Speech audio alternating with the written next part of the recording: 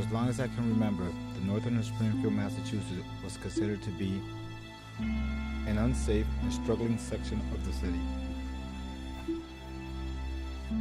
In the early 90s, an increase in gangs, drugs, and violence within the community became a low point for the good citizens of the North End.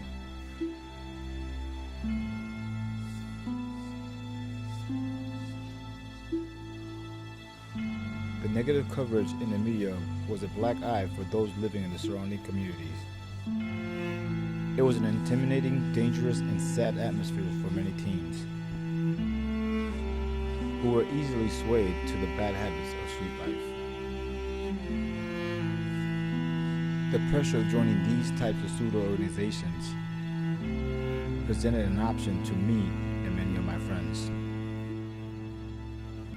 I believe the youth in the North End in the 90s chose the street life because it was an easy way out.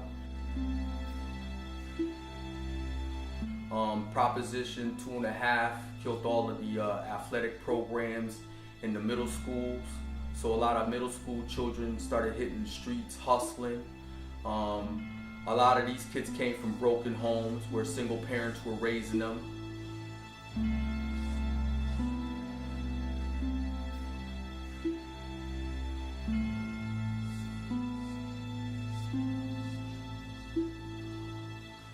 So as gangs increased in the North End in the 90s, so did the violence and the drugs. You have to understand that when gangs come into a neighborhood like the North End, which is predominantly gang infested and drug infested, every gang wants to control the drug game. In order to be able to sell drugs in the North End, the gang has to cause what I say problems, shootings, assaults, so on and so forth. One of the things that I admire about Ricky, myself personally, is the obstacle in life that he had to overcome.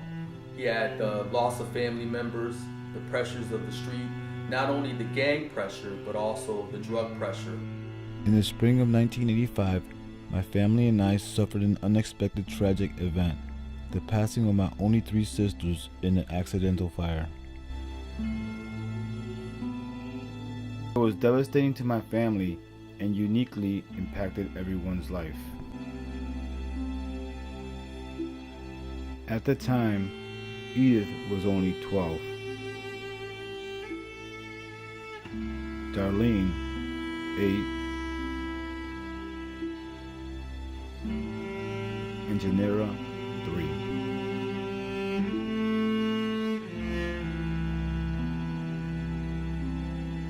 Being the second oldest allowed me to have a unique relationship with each sibling.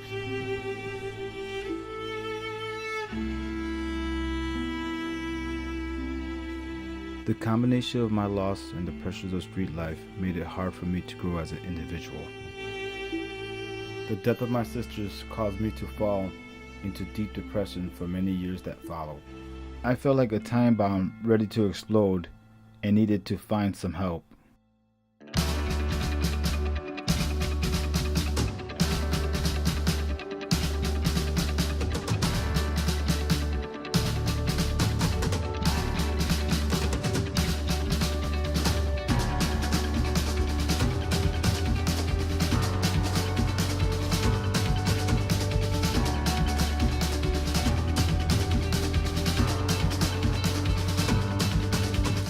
The first time I met Ricky, I didn't think he was going to be a very good football player. He proved me wrong with his athletic ability and his hard work, and it only took him a couple of days. He had complete knowledge of the playbook.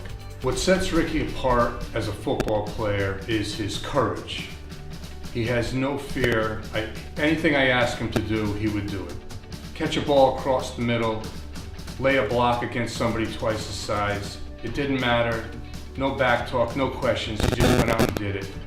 He was a perfect player and a perfect captain.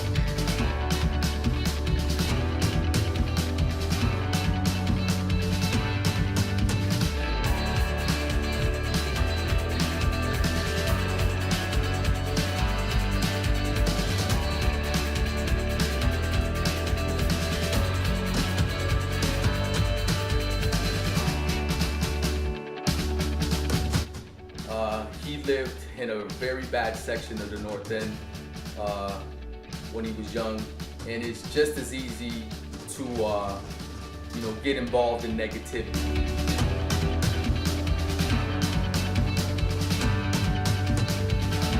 And for him to show that dedication and have that avenue of semi-pro football for him to follow, it made him into the person that he is today.